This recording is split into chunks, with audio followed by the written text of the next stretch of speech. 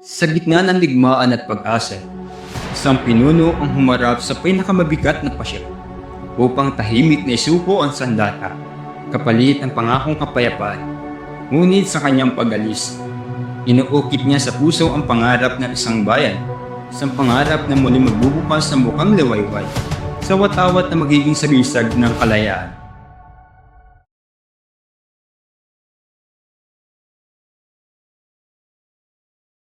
By the late 1897, the revolution had been dragged for more than a year.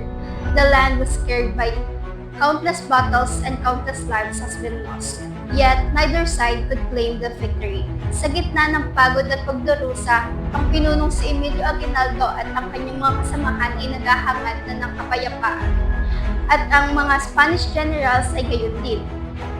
And in the shadow of war, began the fragile talks, an agreement between España and Aguinaldo, a truce that would momentarily silence the guns of revolution.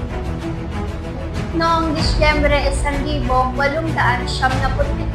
sa gitna ng matinding labanan sa biyak na bato ay nagharap si Emilio Aguinaldo at Gobernador General Fernando Primo de Rivera. After more than a year of revolution, both sides were weary, wounded, and desperate for resolution. Sa kasunduang tinawag na The Pact of Biak na Bato, ipinatigil ang hinusikat kapalit ng malaki sa laping bayan mula sa Espanya at pangakong reforma sa kapitalismo.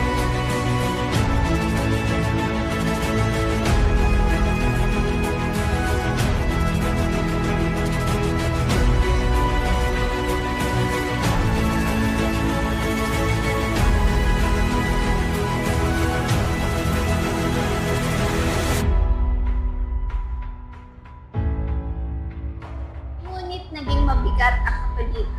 Ang paglisan ni Aguinaldo at ang kanyang mga kasamahan patungong Hong Kong. Malayo sa sariling bayan, ngunit bitbit ang kanyang mga niya at ng kanyang mga kasamahan ang isang pangarap na ang kanilang bayan ay muling lalaya.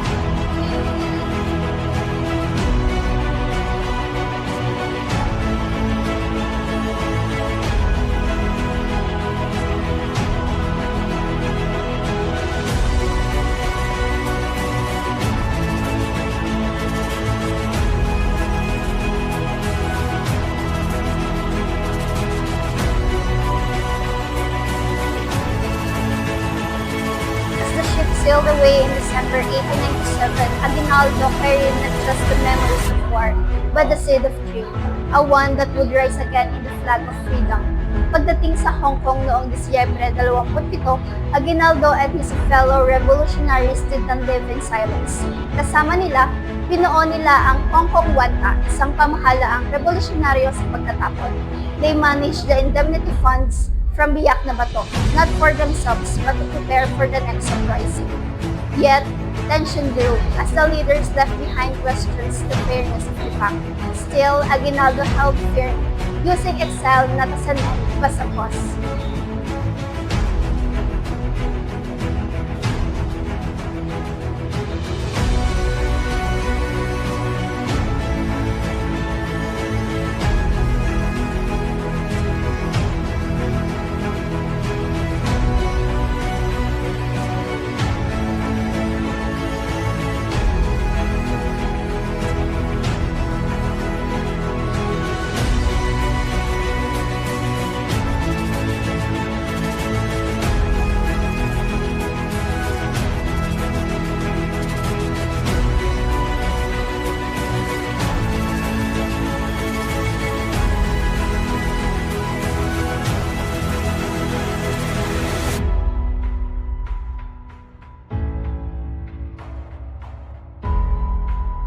In exile, far from the motherland, Aguinaldo carried the dream. He knew that when independence was declared, the people would need more than words. They would need a symbol.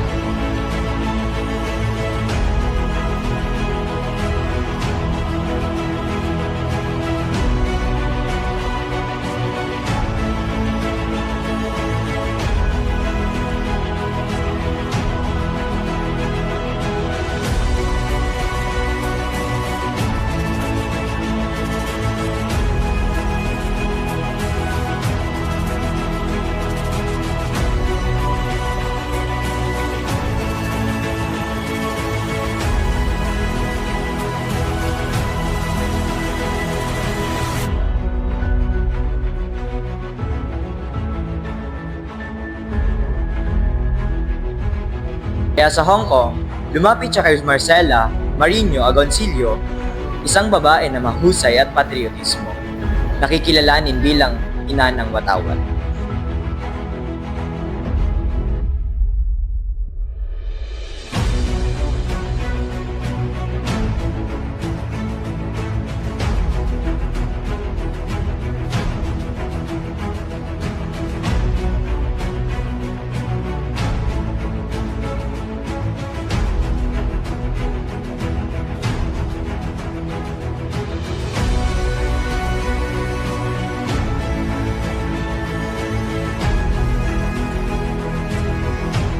With her young daughter, Lorenza, and Delfina Herbosa de Natividad, pamangkin ni Jose Rizal.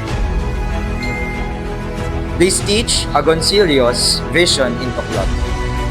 For 5 days in Hong Kong, Marcela Marino Agoncillo, together with her young daughter, Lorenza, and Delfina Herbosa de Natividad, stitched history into cloth.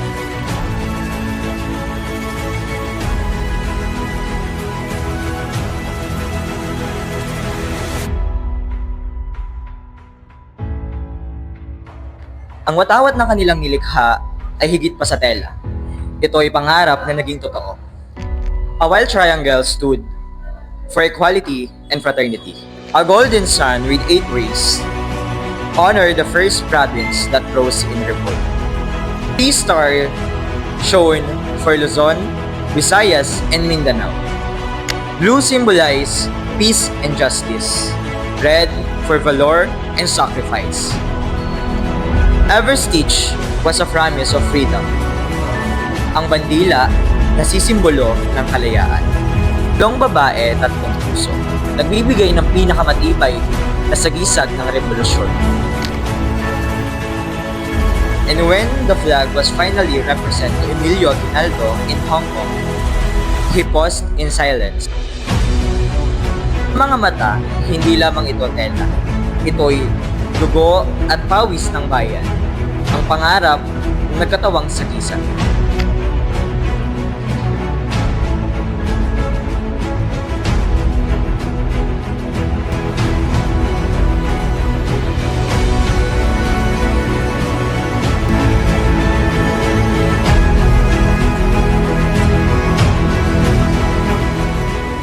From exile, Aguinaldo carried the fire of revolution. Spain's promises had dissolved into betrayal, but destiny shifted with the thunder of the Spanish-American War. After the U.S. fleet crushed Spain at Manila Bay, Aguinaldo boarded the USS Mackalock in Hong Kong. On May 19, 1898, he set foot once more on Philippine soil sa Cavite. His return was not just the arrival of a man, but the rebirth of hope. Yet, behind this hope lay fragile negotiations. Aguinaldo met with Admiral Dewey and American officials, believing their alliance would secure independence, but the promises were uncertain, the words unsealed, and the fate of the revolution hung in the balance.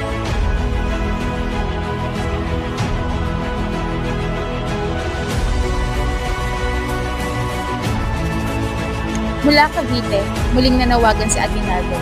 Ang revolusyon na minsang pinatahimik ay muling umalap. At sa Alapan, noong Mayo 28, 1898, nagtagumpay ang mga revolusyonaryo laban sa pwersang Espanyol. Doon, unang iwinagayway ang watawat na tinahi sa Hong Kong ni Marcela Agoncillo, Lorenza at Delfina Herbosa de Natividad. That moment was more than a victory. It was the birth of a symbol, a banner that carried the hope of a nation. On June 12, 1898, Aguinaldo proclaimed Philippine independence in Kawit, Cavite.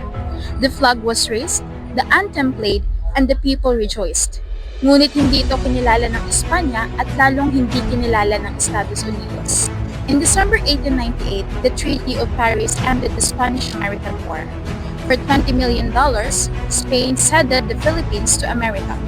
What began as hope turned into betrayal as a new colonizer claimed the island. This transfer of power ignited the Philippine-American War from 1899 to 1902, a bitter struggle where Filipino revolutionaries fought not for reform but for true independence. Decades later, after years of resistance and sacrifice, the dream was finally fulfilled. On July 4, 1946, through the Treaty of Manila, the Philippines achieved full internationally recognized independence. Ang apoy na dinala ni Aguinaldo mula sa pagkatapon ay naging apoy ng isang bansa, burning across generations until freedom was finally won. And so, the story of a nation was written in blood, sacrifice, and hope. Mula sa pagkatapon hanggang sa kalayaan, the flame carried by Aguinaldo became the light of the Filipino people, a light that endured wars and generation until it finally shone as the sun of independence, forever rising, forever ours.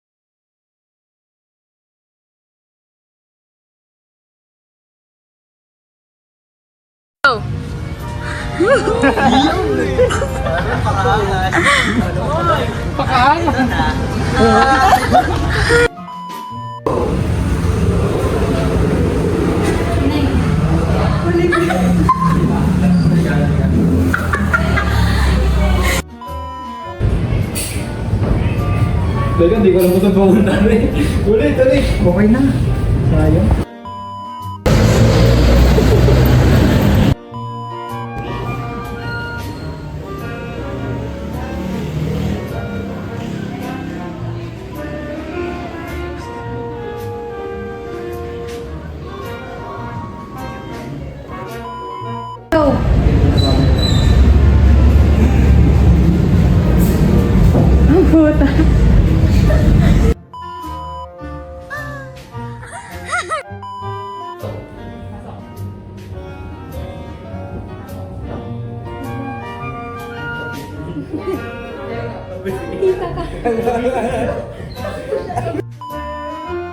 Bilang.